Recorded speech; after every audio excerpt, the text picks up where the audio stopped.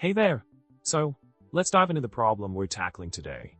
We have a data wrangling challenge involving a Pyspark Dataframe containing time series data.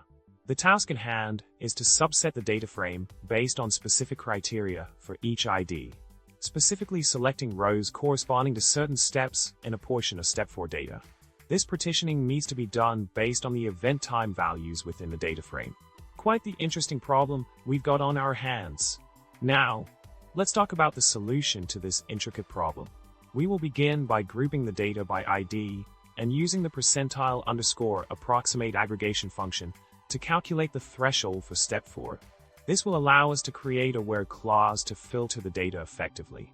By leveraging these Pyspark functions and methods, we can efficiently partition the data frame based on the outline criteria for each ID.